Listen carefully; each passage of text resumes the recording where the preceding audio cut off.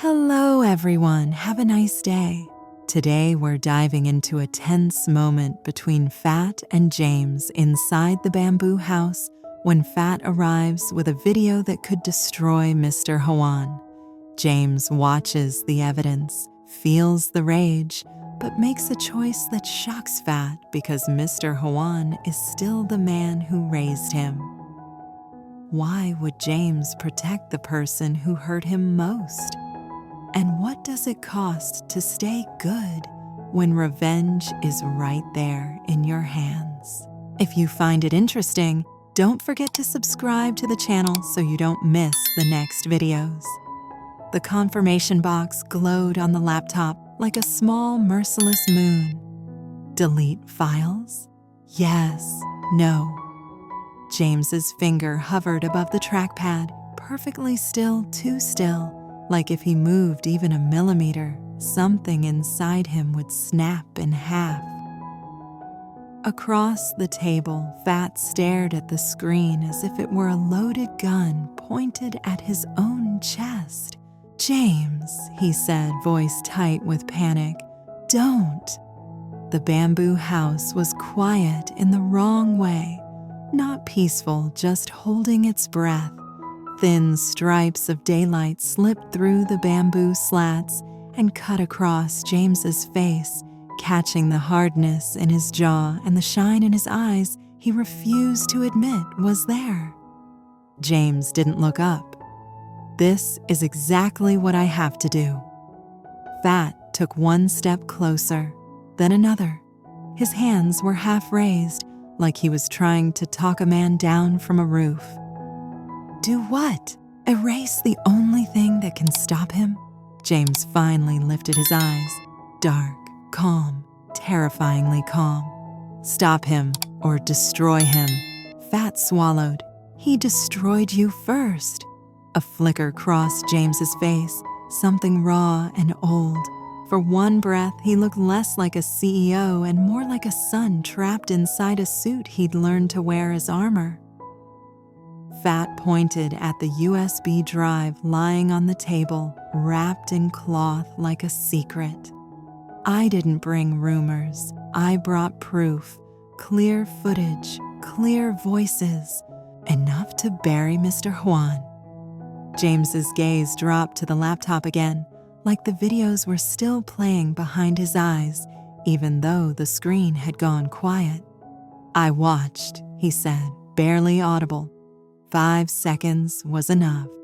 "Then why are you doing this?" Phat's voice cracked on the last word. "Why are you refusing to use it?"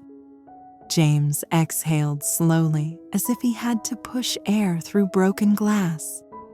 "Because the moment I press send, I'm not just exposing him." Phat's brows drew together.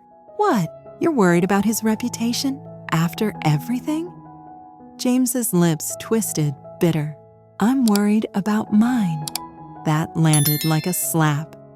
Phat stared at him. "Your name?" James nodded once, small and final. "If I ruin him with scandal, I'll spend the rest of my life wondering whether I did it to protect people or to feed the part of me that wants to watch him fall." Phat's anger surged. "That part isn't evil, it's human." James's gaze didn't soften. "Humans are exactly what scares me." Outside, a distant rooster crowed oblivious to the war happening inside bamboo walls. The sound made the house feel even smaller, like the world had moved on and left them trapped in a single decision. Phat leaned forward, voice low now, almost pleading. "James, your father doesn't understand hope. He understands the consequences. If you don't strike first, he'll strike you. And it won't just be you." James's eyes flashed. "Don't." Phat didn't back down. "You promised you'd protect the people you care about." For a beat, James's expression broke just enough for pain to show through the cracks. Then it sealed again. "There are only 2 people in this room," James said coldly. Phat's stare burned. Exactly, so don't pretend this choice is clean. James's hand moved, deliberate. The cursor slid over the confirmation box again. Phat lunged. James reacted faster and caught Phat's wrist mid-grab. Not violent, just immovable. The table scraped half an inch across the bamboo floor, and the house creaked like it hated what it was witnessing. "I told you," James said, voice low and deadly calm. "Don't touch it." Phat yanked, breathing hard, eyes wet with fury. "You're afraid." James didn't deny it. His grip tightened just enough to make the truth undeniable. "I'm afraid of two things," he said. "What my father can do, and what I can become if hatred takes the wheel." He released Phat slowly. The cursor hovered. Yes, no. James inhaled, as if drawing strength from the last strip of daylight fading through the bamboo slats, and his finger began to lower. James's finger stopped a breath above the trackpad. For a second, the bamboo house felt like it had been built around that pause, like the walls were listening, like the air itself was waiting to see what kind of man he would choose to be. Phat's voice came out rough. "If you delete it, it's gone." "I know." James didn't blink. He stared at the glowing words as if they were a verdict. "That's the point."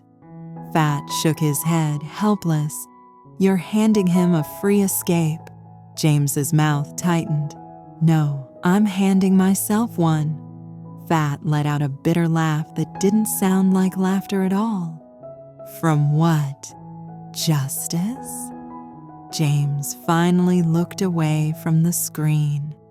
When his eyes met Phat's, something softer moved underneath the steel, something that had learned to survive by never showing itself. "From becoming a weapon," he said quietly, "because if I use that video, I won't stop at saving anyone. I'll start hunting." Phat's shoulders lifted, then sank. He looked suddenly exhausted, like he'd carried this evidence across more than just distance. "You think you're the only one who hates him?" "I don't think that." James's voice stayed calm, but his fingers curled once, slowly, like pain had crawled into his hand. "I know you brought it because you believe I should fight." "I brought it because I believe you deserve to win," Phat snapped. "You were raised by him, used by him, humiliated by him." James flinched at the word raised, as if it struck somewhere deep. He turned his head toward the bamboo wall where thin light painted lines like prison bars. "He fed me," James said, each word measured. "Put a roof over my head, give me a name, maybe not love, but something." Phat's eyes narrowed. "Something that came with chains?" James nodded once, as if conceding the point. "Yes, and that's why this is hard." The afternoon light shifted, warmer now, sliding lower through the slats. Dust drifted in the air, slow and golden, like time was trying to soften what they were saying. Phat stared at the laptop again. "So you're choosing him?" James's gaze snapped back, sharp. "No." The single word landed with weight. "I'm choosing not to kill the last part of myself that still hopes," James said. His voice dropped. "If I destroy him publicly, I'll never be his son again. I'll be his executioner." Phat's throat worked. "And he'll still sleep at night." James's eyes darkened. "Maybe, but I won't." Silence pressed between them, thick, close, unavoidable. Phat's hands trembled. Then what do we do? Just pretend it never happened? James reached for the USB drive, not with anger now, but with a kind of careful sadness. He held it like it was fragile, like it was a piece of his own past. We don't pretend, he said. We remember, we stay alert, we build a life that doesn't depend on his approval. His jaw tightened again. But we don't turn this into revenge. Phat swallowed hard. You're asking me to burn the only shield you have. James lifted his eyes. I'm asking you to trust me when I say I'd rather face him as myself than winning is something I hate. Phat looked like he wanted to argue, like he had 1,000 reasons ready. But when he opened his mouth, nothing came out, only a breath. James turned back to the laptop. The cursor hovered over yes. Phat's voice fell to a whisper. James, if he hurts you again. James didn't look away from the screen. Then I'll deal with him another way. What way? Phat asked, desperate. James's answer was barely louder than the bamboo house creaking. A way that doesn't make me his mirror. His finger pressed down. Yes. The laptop whirred softly. A progress bar appeared small, indifferent, unstoppable. Phat watched it fill like watching a door close. James's face didn't change, but his eyes did. They glistened once, just once, before he forced the emotion back behind his ribs. When the bar was completed, the screen went still. Done. James exhaled, long and trembling, as if he'd been holding his breath for years. Phat stared at the empty folder, voice broken. Why does it feel like we lost? James shut the laptop slowly, like laying a coffin lid. Because we chose the harder victory, he said. Then softer, almost to himself, almost like a prayer. One day, he'll understand what I refuse to do to him. James và Phat đối mặt với một sự thật nguy hiểm trong căn nhà tre khi Phat mang đến một đoạn video vạch trần những hành vi sai trái của ông Hoan, bằng chứng đủ mạnh để hủy hoại ông Hoan, và Phat thúc giục James sử dụng nó để tự bảo vệ và đòi lại công bằng. James chỉ xem vài giây rồi đứng lại, bị chấn động bởi những gì mình thấy, nhưng thay vì phản công, anh lại do dự đấu tranh với nỗi sợ hãi bị cuốn vào vòng xoáy trả thù. Phat lập luận rằng ông Hoan sẽ tấn công lần nữa và sự im lặng sẽ gây nguy hiểm cho tất cả những người mà James yêu thương. James thừa nhận nỗi đau và sự tức giận của mình, nhưng anh không thể nào vượt qua ranh giới để hủy hoại người đàn ông đã nuôi dưỡng mình. Anh chọn cách xóa các tập tin rằng chiến thắng phải về mặt đạo đức chứ không phải sự tàn nhẫn. Quyết định đó khiến Phat suy sụp và James nặng nề tan vỡ.